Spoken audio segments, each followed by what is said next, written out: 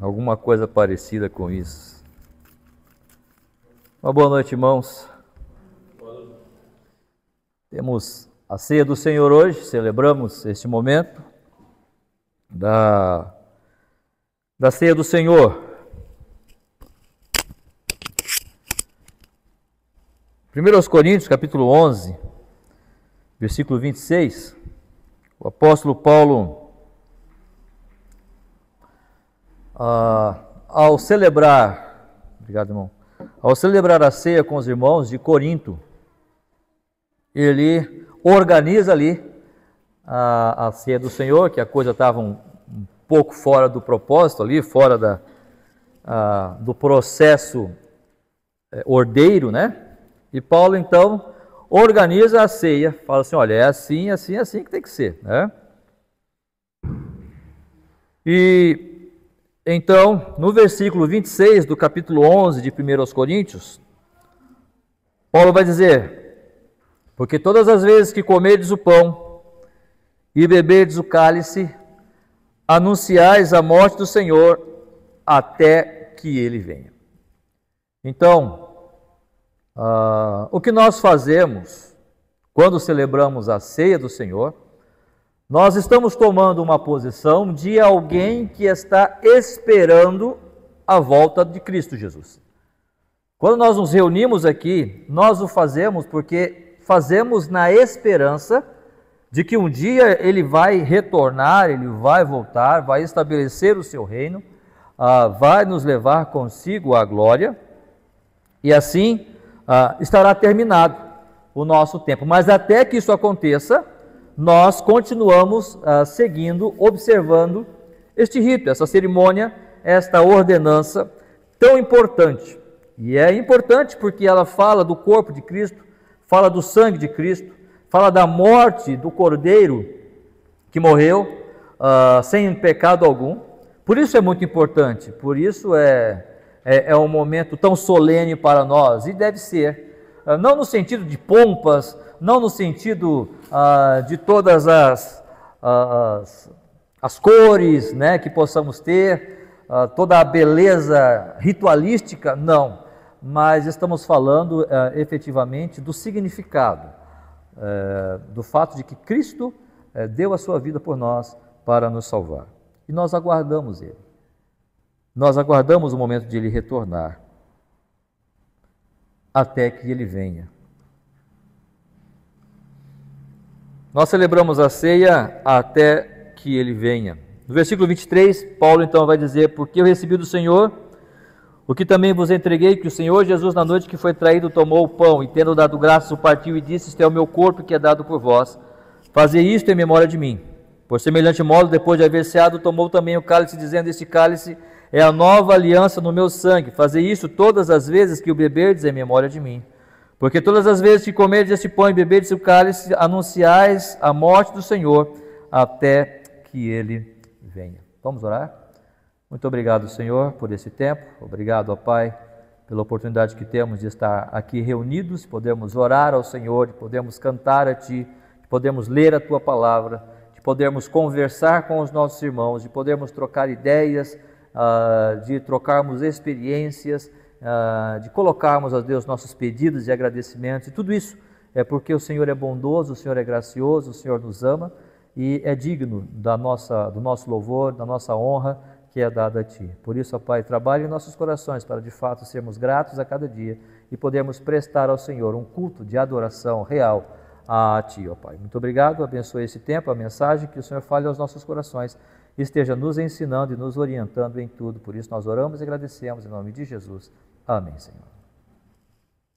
Muito bem, irmãos. Nós temos então esta orientação de Paulo, como já temos visto.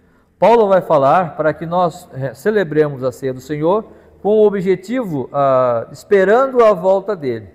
Com certeza você já teve alguém que você esperou na sua casa, alguém muito aguardado, muito esperado, um amigo, um parente, alguém que faz tempo que você não vê, e aí então você espera ele muito ansiosamente, esperando a chegada dele, e você prepara todas as coisas, né? Você prepara a casa, você prepara aquele quarto, você prepara, já pensa qual vai ser o alimento, qual vai ser o almoço, vamos jantar onde, vamos preparar ali um itinerário de passeio, não é? Você gasta tempo, você talvez alguns valores, dinheiro, você pensa, você está ansioso pela chegada daquela pessoa e você prepara todas as coisas para a vinda dele, daquela pessoa, daquele parente, daquele amigo que há tempo você não vê ou que você ama e espera revê-lo. Não pode ser diferente com Cristo. Um dia ele virá, um dia ele retornará, mas ele não está presente ainda. Estamos vivendo aqui na força daquilo que ele fez na cruz do Calvário. Estamos vivendo no poder da sua realização da cruz, da sua morte e ressurreição. E o poder da morte de Cristo segue, ou seja, perdura até os nossos dias, perdura até o dia de hoje. É o poder do Evangelho que ele deixou, que ele estabeleceu, e o poder do Evangelho transformou o meu coração, transformou o seu coração, para nos motivar a estar aqui, a estarmos aqui adorando ao Senhor. Mas um dia ele virá e é isso que nós esperamos, é isso que nós aguardamos. Mas até que ele venha, é necessário algumas observações, é necessário que nós estejamos observando alguns procedimentos, algumas ações da nossa parte, para que possamos, de fato, vivermos condizente àquilo que nós esperamos. Se nós esperamos aqui a Cristo, aquele que transformou as nossas vidas, é necessário que estejamos vivendo de acordo com aquele que nós esperamos, aquele que um dia virá. E quando Paulo está olhando para a ceia do Senhor, ele, antes de mais nada, ele está olhando para o sofrimento de Cristo. Ele não está olhando simplesmente para a igreja e o que a igreja tem que fazer, mas aquilo que Cristo deixou como exemplo, aquilo que Cristo mesmo realizou para ganhar, para motivar, para salvar, para atrair a igreja para si mesmo. E o que Cristo fez? Ora, ele sofreu. Portanto, se o nosso Senhor Jesus Cristo sofreu, e Jesus vai dizer, nenhum servo é maior do que o seu Senhor, se ele sofreu, de alguma forma, nós também haveremos de ter algum desconforto até que ele venha. Porque quando ele vier, aí todo o sofrimento, porque toda a nossa leve e momentânea tribulação não pode ser comparada à glória que nós esperamos. Paulo vai dizer isso aos Coríntios. Esta leve e momentânea tribulação é leve e momentânea, em comparação à glória que nós vamos ter. Mas até que esta glória chegue, é importante que nós entendamos que este tempo é um tempo de transformação. É um tempo para nós, como cristãos, é um tempo para nós, como seres humanos, que um dia encontramos a Cristo, é um tempo de transformação para nós, para transformar esse nosso entendimento, para transformar as nossas mentes. Mas Cristo não somente deixou a orientação de que nós haveríamos de padecer necessidades ou algumas tribulações, porque Ele mesmo padeceu. Perceba que Paulo vai dizer, porque eu recebi, no versículo 23, o que também vos entreguei, que o Senhor Jesus, na noite que foi traído. Perceba, Jesus foi traído. E só esta palavra já traz em si um sentido ruim, negativo. Ninguém gosta de ser traído. Ninguém gosta de sofrer qualquer tipo de traição. Nós gostamos de pensar que aquele meu próximo, aquela pessoa com a qual estou conversando, o meu cônjuge, o meu amigo, enfim, ele, ao falar, ao conversar comigo, ele está sendo honesto. E se ele tiver alguma coisa para falar comigo, ele vai falar, ele vai olhar nos meus olhos e vai dizer, olha, eu penso isso e isso de você. E que também não é fácil, mas nós esperamos isso a uma traição, não é? Mas Cristo passou por isso. Cristo passou por isso e com certeza esta coisa não foi fácil. Se nós olharmos, por exemplo, para João capítulo 13, o Evangelho segundo João, capítulo 13, nós vamos perceber ali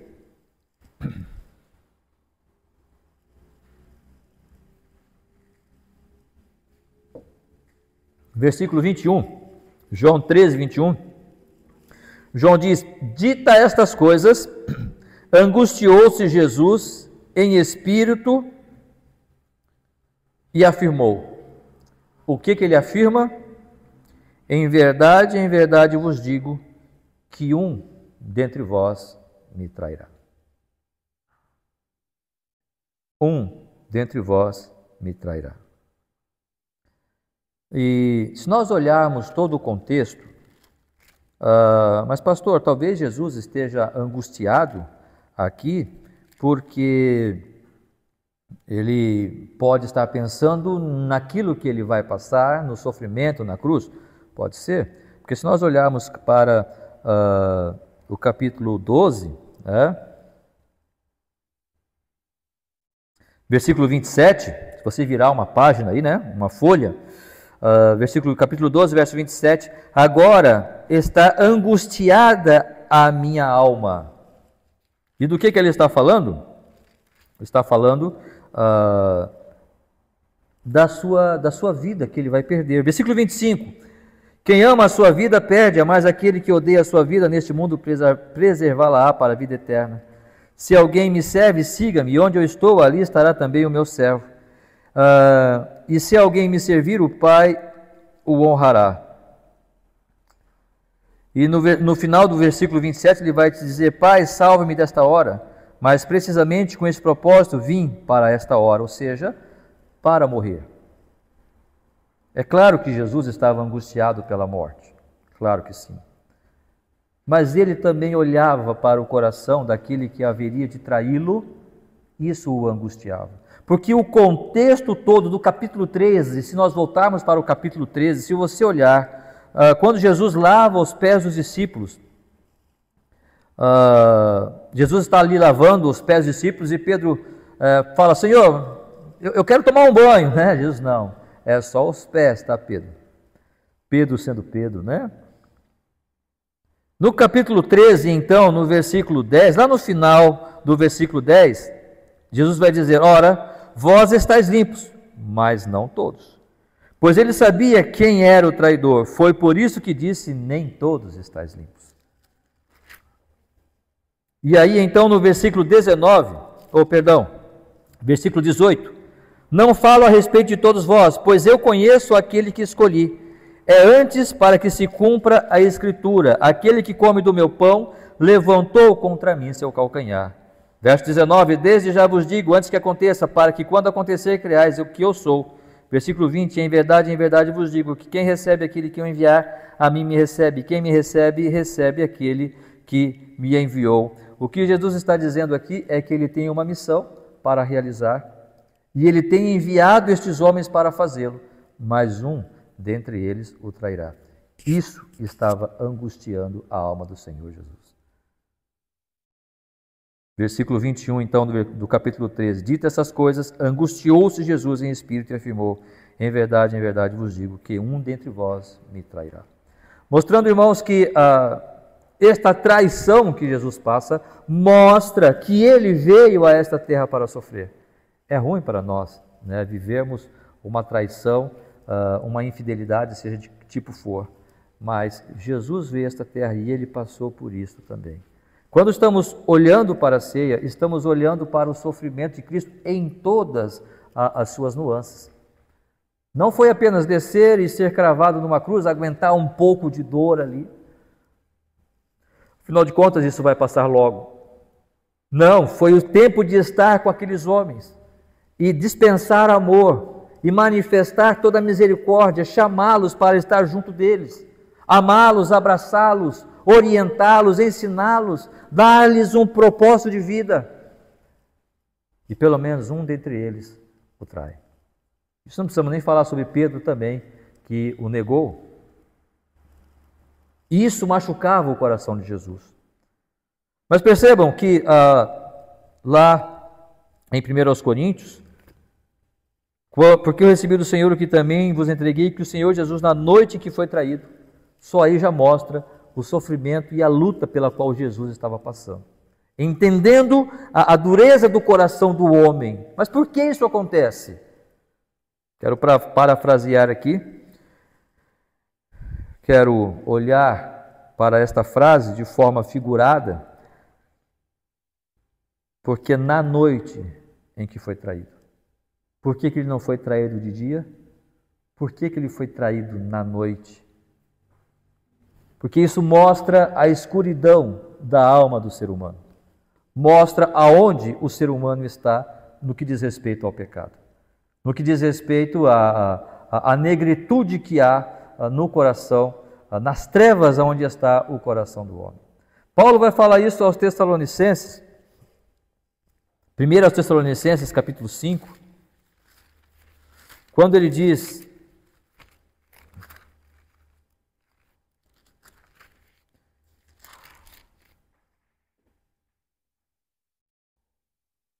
perceba que nós estamos falando sobre o tema até que ele venha. E é isso que estamos aguardando, a volta de Cristo.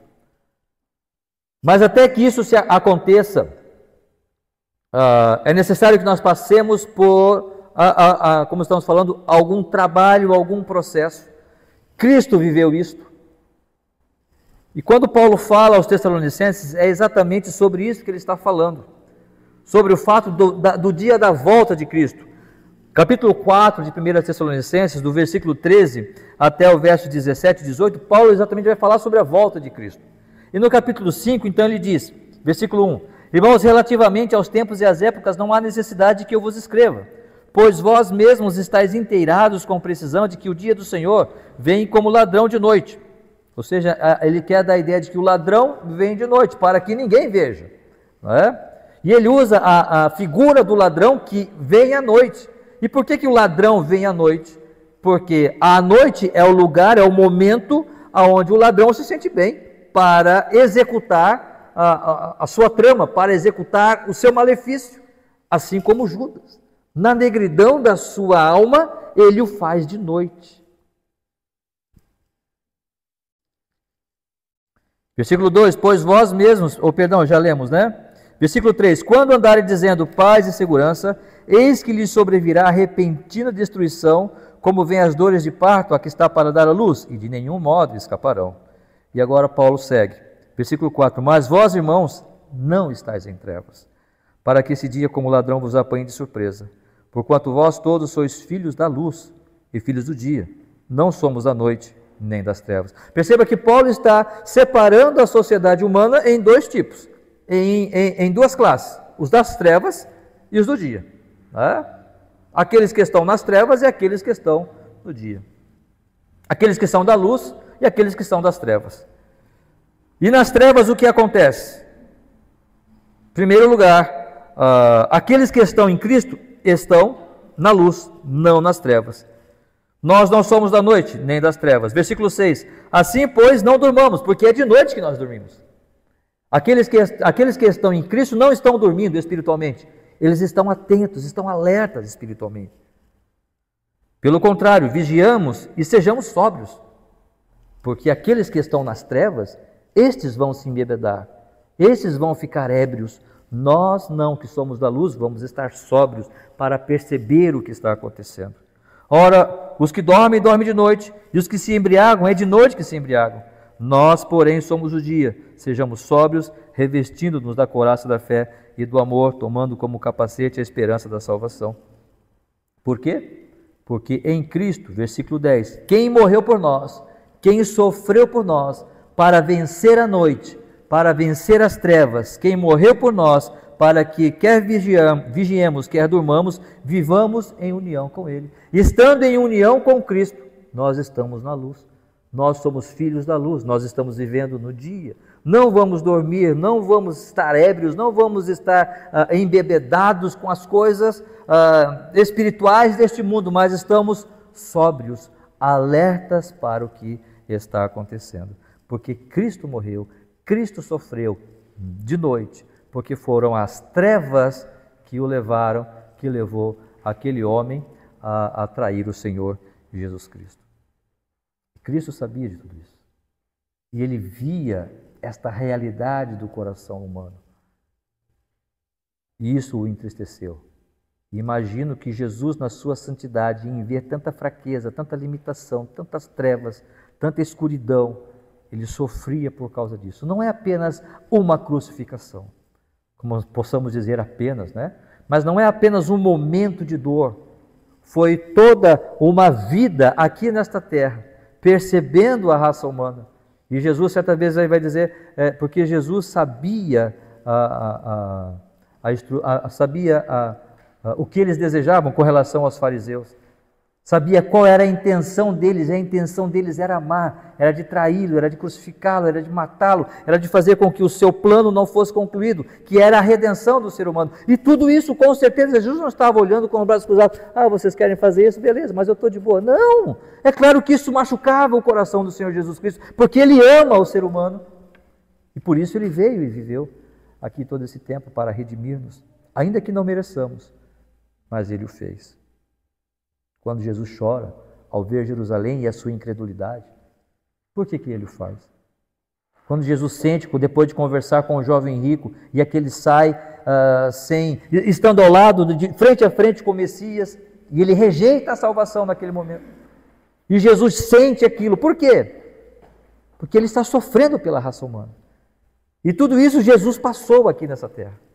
Traição, esta escuridão das trevas na qual está o nosso coração. E Paulo vai dizer então, voltando para o nosso texto base, né? Tendo dado graça, o partiu disse: isto é o meu corpo, que é dado por vós. Ou seja, é o sofrimento de Cristo. O corpo de Cristo fala exatamente da sua dor, não a dor emocional, como da traição, não de uma dor de ver todo um plano ser, como estávamos falando há pouco na escola dominical, né? Veio para o que era seus e os seus não receberam. Havia todo um plano de Deus, não que Deus foi pego de surpresa, mas para Israel, para aqueles que haveriam de receber o Messias, e esse plano é frustrado por causa do endurecimento do coração do homem. E o Senhor está olhando para tudo isso, mas não somente isso, e sofrendo por causa disso, mas agora ele sofre fisicamente.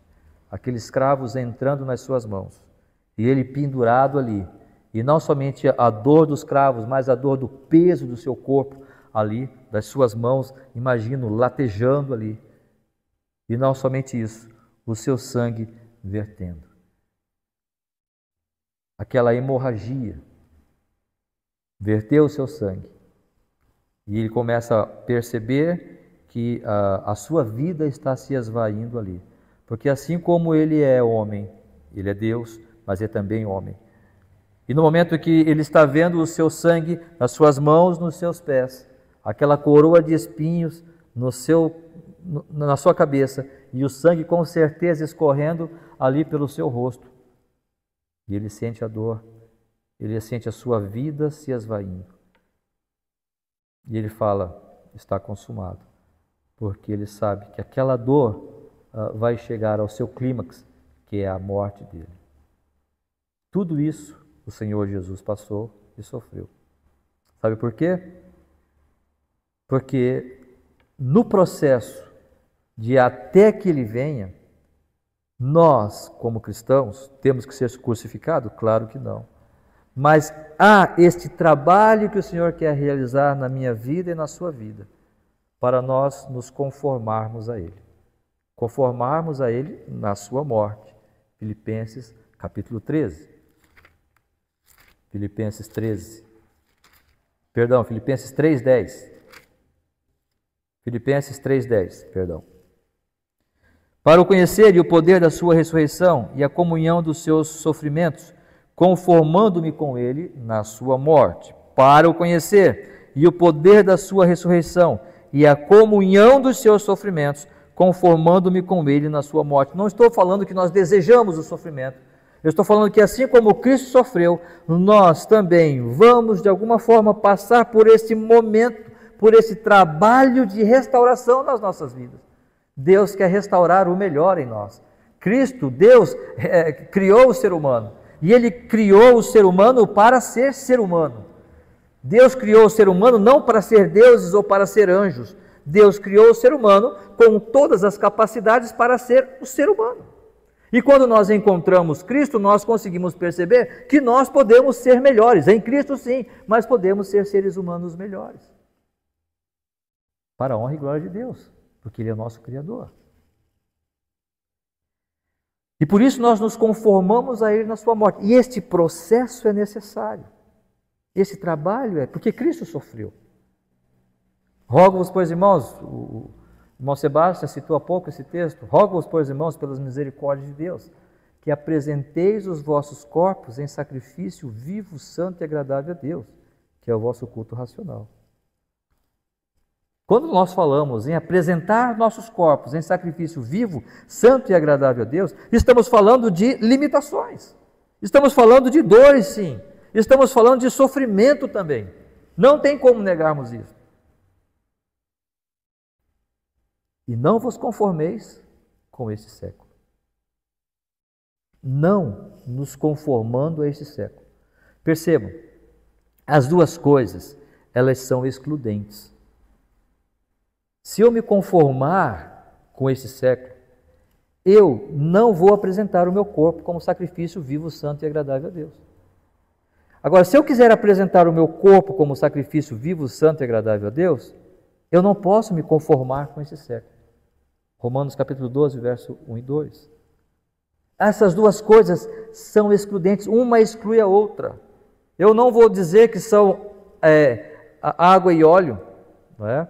Porque a água e o óleo, por mais que eles não se misturem, eles podem ficar no mesmo compartimento. Nós trabalhávamos numa metalúrgica em São Paulo, em Cubatão mais precisamente, e era feito ali placas de aço. E haviam panelas, né, onde se colocava as matérias-primas ali, e alta temperatura. E um cuidado enorme que se tinha para não cair água. Porque se caísse água naquele material ali, na alta temperatura que estava, haveria uma explosão. Porque a água e aquele material quente não, vai explodir. Não vai, eles não podem se misturar. Não é só que eles não se misturam, mas eles são, um vai ter que eliminar o outro. É impossível. Ou uma hora a água vai acabar com o calor, ou aquele calor vai fazer com que a água exploda.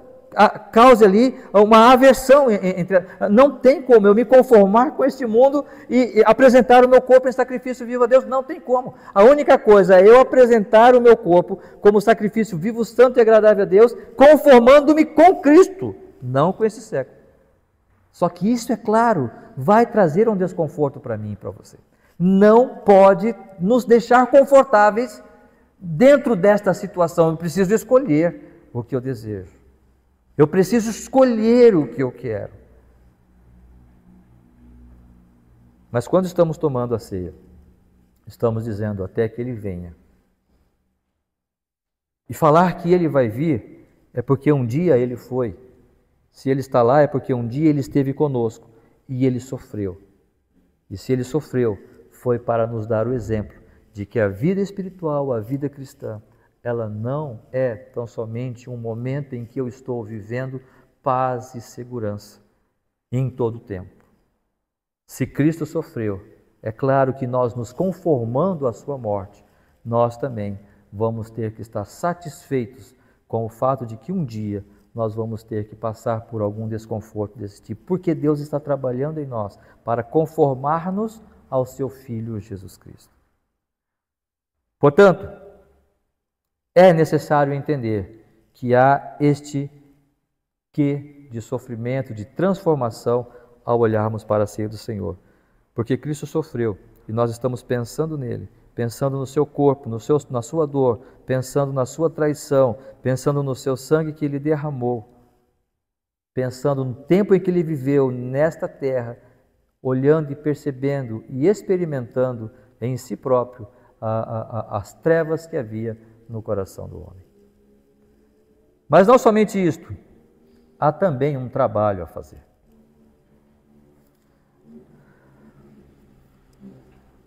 No versículo 26, Porque todas as vezes que comerdes esse pão e beberdes o cálice, anunciais a morte do Senhor.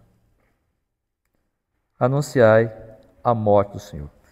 Perceba que Paulo, ele inicia a sua orientação para a igreja, ele diz, porque eu recebi do Senhor o que também vos entreguei. E eu recebi e eu entreguei para vocês. E ele está falando isso com relação à própria orientação sobre a ceia do Senhor. Mas se nós formos para o capítulo 16, capítulo 15, 1 Coríntios capítulo 15, olhando no versículo 3, percebam que as palavras é a mesma.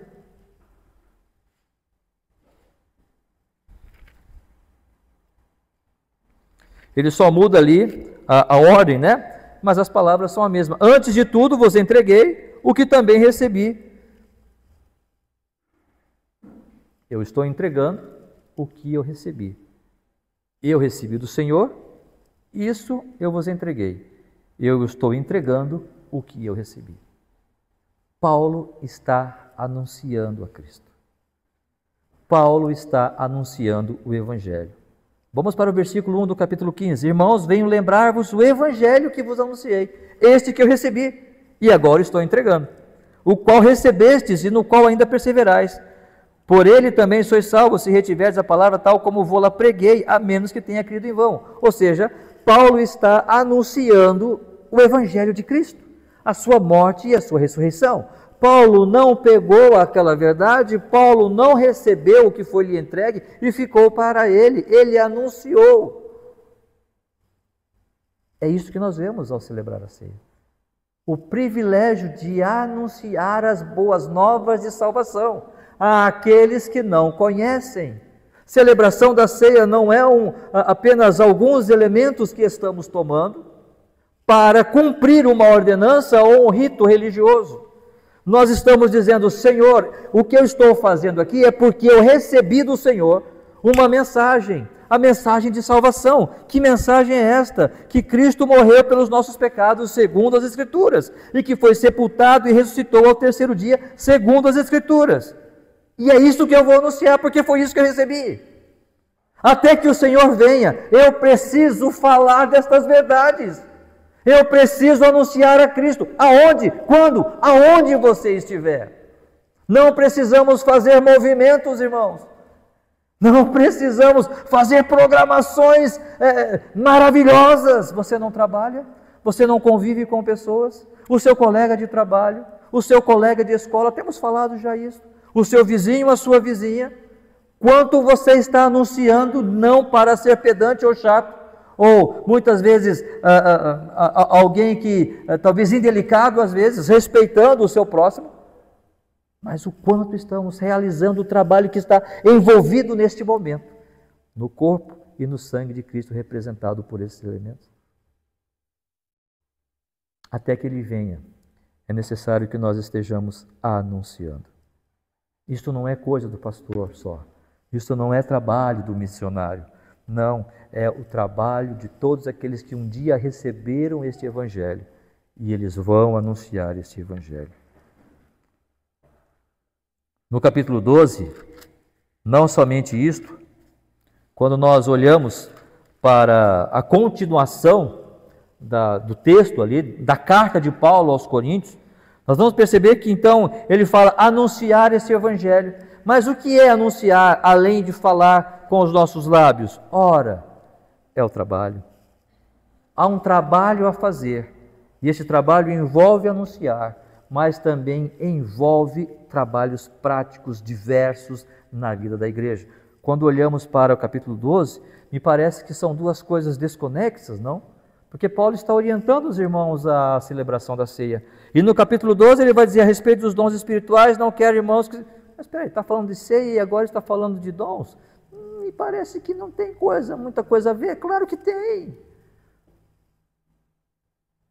Quando Cristo sofre, quando Cristo morre e Ele é assunto aos céus, Ele deixa dons aos homens. Está tudo ligado.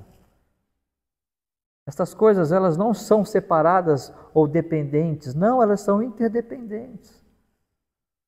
A respeito dos dons espirituais, não quero, irmãos, que sejam ignorantes. Olha, Cristo morreu, Cristo sofreu. Nós estamos em comunhão com Ele. Se estamos em comunhão com Ele, você vai anunciar, você vai falar. E este anunciar envolve o seu trabalho, o meu trabalho, o nosso trabalho a cada dia na vida da igreja. E aí ele vai falar sobre várias questões aqui, no versículo 4, então ele vai dizer, ora, os dons são diversos, mas o Espírito é o mesmo. E também a diversidade nos serviços, mas o Senhor é o mesmo. E a diversidade nas realizações, mas o mesmo Deus é quem opera tudo em todos. E aí ele começa a falar dos dons espirituais. E ele fala a partir do versículo 8, ele fala sobre os dons. E quando você vai lá para o versículo 27, ele também está falando de dons, a partir de 27 e 28 e 29, ele está falando ali dos dons que é dado à igreja, para que cada um de nós possamos trabalhar e anunciar a morte de Cristo, o Evangelho de Cristo.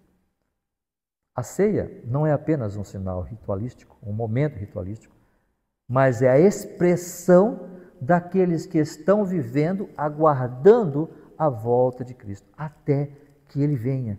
Nós estamos aqui percebendo a sua dor e sofrimento e estamos prontos, se preciso for, para sofrer por Cristo também. Quando estamos celebrando a ceia do Senhor, estamos entendendo que há um trabalho a fazer, seja anunciar com os nossos lábios a beleza de Cristo e a redenção em Cristo, porque um dia eu recebi, eu quero entregar isso também, e trabalhando, servindo na obra do Senhor. De que jeito eu não sei, cada um vai buscar de que maneira você pode servir ao Senhor, mas o fato é que há um trabalho a fazer. Este anunciar não é apenas falar, mas é viver. E perceba que entre esse trabalho, as duas listas de dons que Paulo fala em Coríntios, no versículo 12, porque assim como o corpo é um e tem muitos membros, e todos os membros, sendo muitos, constituem um só corpo, assim também com respeito a Cristo, pois em um só Espírito todos fomos batizados em um corpo, quer judeus, quer gregos, quer escravos, quer livres, e a todos foi dado beber de um só Espírito. Ele fala da unidade do corpo. E que trabalho, não? A unidade do corpo. Que trabalho. Está falando aqui do batismo do Espírito Santo. E o que é o batismo do Espírito Santo? Senão a colocação do cidadão, do indivíduo no corpo de Cristo. Isso é o batismo. Você está no mundo, você vive de qualquer jeito, não é? No mundo, num conjunto de pessoas cujo o cabeça deste mundo, deste corpo é Adão. Você está aqui, no mundo. Há um corpo, cabeça deste corpo Adão. Você é tirado daqui e colocado na igreja, onde o cabeça é Cristo. Esta retirada daqui e colocação aqui, isto é o batismo do Espírito Santo. Porque todos, assim como o corpo é um e tem muitos membros, e todos os membros sendo muitos constituem um só corpo, assim também com respeito a Cristo, pois em um só Espírito todos fomos batizados, ou seja, colocados em um corpo, quer judeus, quer gregos, quer escravos, quer livres. Esta é a igreja. E esta igreja precisa viver em unidade de espírito. Que trabalho, que luta, quanta oração precisamos para realizar esse trabalho. Não precisamos de megas operações, de megas programas, não precisamos de coisas maravilhosas. Precisamos trabalhar na unidade do Espírito, cujo cabeça da igreja é Cristo. É isto que fala a ceia, porque entendemos que Ele sofreu. E neste processo da unidade, de trabalhar, nós também vamos sofrer, mas nós queremos fazê-lo. Nós queremos fazê-lo. Porque assim como eu recebi, eu também quero entregar estas verdades. E por fim, há uma esperança para se viver. Jesus vai dizer, em memória de mim. Paulo vai dizer, nas próprias palavras de Jesus, fazer isto em memória de mim. Ou seja, estamos vivendo pensando em Cristo constantemente. O nosso pensamento não é coisas, mas não são coisas materiais. O meu pensamento não é status social, ainda que eu possa alcançar estas coisas. Mas a minha mente, ela está saturada de Cristo. Eu quero ser como Ele, eu quero pensar como Ele, eu quero pensar nele a todo tempo. Eu quero amá-lo, eu quero desejá-lo, eu quero viver mais de Cristo na minha vida. Eu quero dizer, Senhor, eu amo a Ti. vivendo a minha vida constantemente nele. Porque vivo não mais eu, mas Cristo vive em mim. E a vida que agora vivo, vivo na fé no Filho de Deus que me amou e assim mesmo se entregou por mim. 1 Coríntios capítulo 2, no versículo 16, perceba essa transformação que vai acontecer quando fazemos as coisas, quando realizamos as coisas em memória de Cristo. Porque a minha mente está focada nele. Tudo que é justo, tudo que é puro, tudo que é de boa fama, se algum louvor existe, nisto pensai. Ou seja, em outras versões, seja isto que ocupe o vosso pensamento. O que é que vai ocupar o nosso pensamento? Essas características todas? Não, é Cristo. É Cristo em nós. Cristo em mim. Cristo em você. Eu tenho falado, se algum dia eu morrer, que eu vou morrer, né? Se não vier arrebatamento antes. Na minha lápide, quiser colocar um versículo, né? Colossenses 1:27. Cristo em vós. Cristo em vós, a esperança da glória. Nós esperamos a glória porque Cristo está em mim. E a minha mente, a minha memória, a minha vida é constantemente pensando nele. Ou pelo menos deve ser assim. 1 Coríntios 2,16. Pois quem conheceu a mente do Senhor, que o possa instruir? Nós, porém, temos a mente de Cristo. Versículo 12. 1 Coríntios 2,12. Ora, nós não temos recebido o Espírito do mundo, e sim o Espírito que vem de Deus, para que conheçamos o que por Deus nos foi dado gratuitamente. Nós só vamos conhecer o que Deus tem para nós se nós tivermos a mente de Cristo. E se nós pensarmos espiritualmente, se o Espírito Santo estiver invadindo a minha vida, estiver tomando a minha vida, e eu permitindo, não o entristecendo, mas permitindo que Ele trabalhe na minha vida, que Ele me tire do meu conforto e me faça realmente aceitar esse trabalho que o Senhor quer fazer na minha vida. Nós temos recebido, não temos recebido o Espírito do mundo, que diz para você, fica calmo, fica confortável. Não, mas Deus vai dizer, buscai, pois, em primeiro lugar o seu reino e todas as outras coisas serão acrescentadas. Buscai, em primeiro lugar, o seu reino, e todas as outras coisas serão acrescentadas. Nós trocamos, irmãos, muitas coisas. Trocamos o reino de Deus por trabalho, por dinheiro, por status, por qualquer outra coisa. Versículo 13, disso também falamos, não em palavras ensinadas pela sabedoria humana, mas ensinadas pelo Espírito, conferindo coisas espirituais com coisas espirituais, porque a nossa mente é a mente de Cristo. Ora, o homem natural não aceita as coisas do Espírito de Deus, porque eles são loucura, e não pode entendê-las porque elas se discernem espiritualmente. Porém, o homem espiritual, o homem que está saturado de Cristo, o homem que está vivendo em memória de Cristo, ele julga todas as coisas, mas ele mesmo não é julgado por ninguém. Pois quem conheceu a mente do Senhor que o possa instruir? Nós temos a mente de Cristo. E nós pensamos nas coisas espirituais.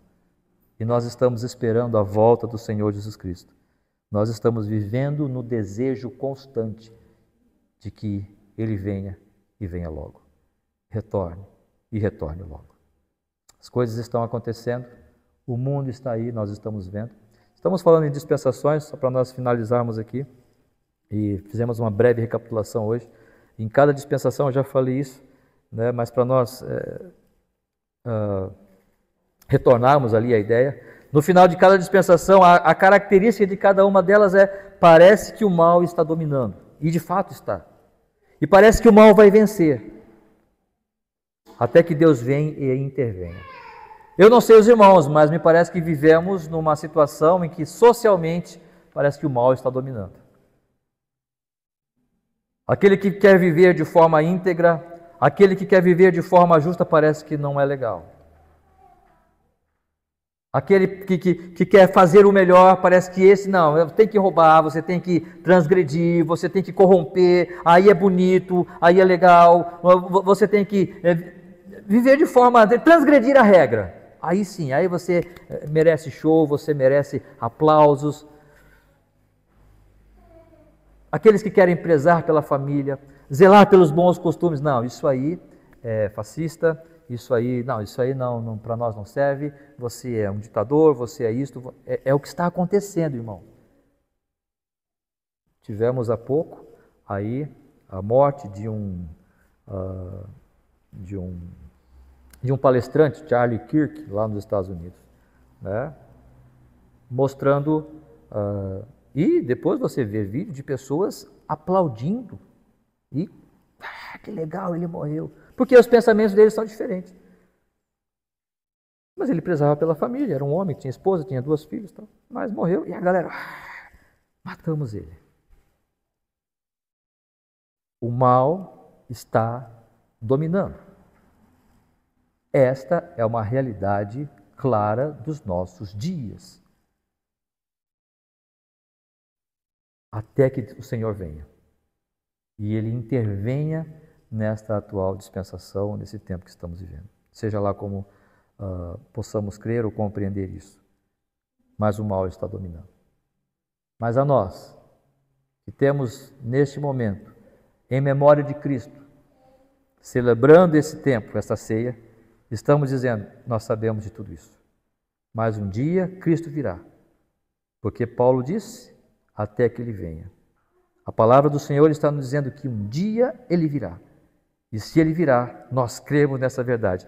E cremos porque temos a mente de Cristo e esperamos e aguardamos com toda a nossa força e todo o nosso desejo o retorno de Cristo, para que um dia estejamos livres destas coisas, dessas amarras que nos prendem em glorificar e adorar o Senhor mais e mais a todo tempo. Isso será na glória, adorando ao Senhor, cantando, exaltando, servindo em todo o tempo.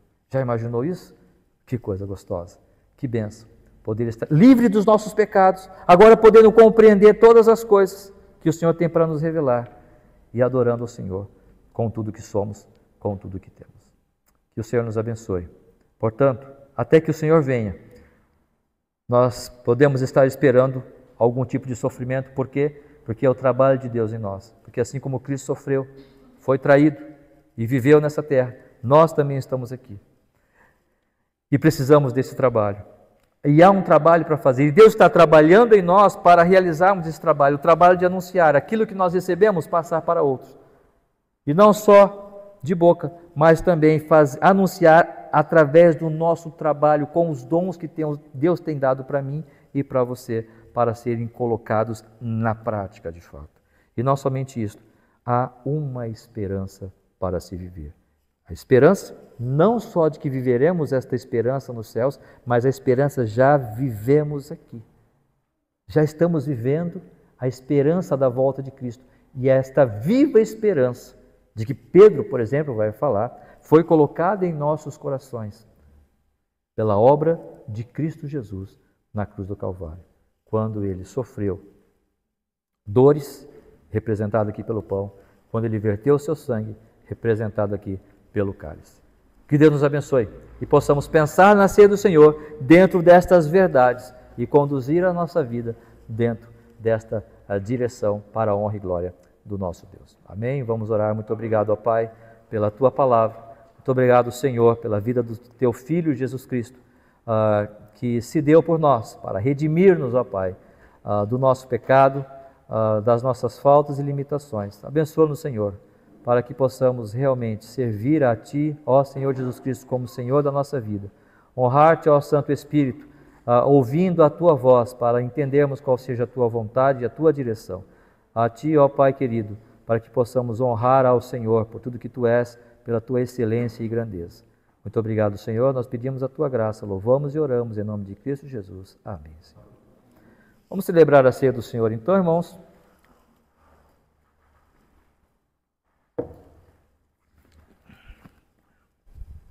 1 Coríntios, né? Não precisa fechar aí a sua Bíblia.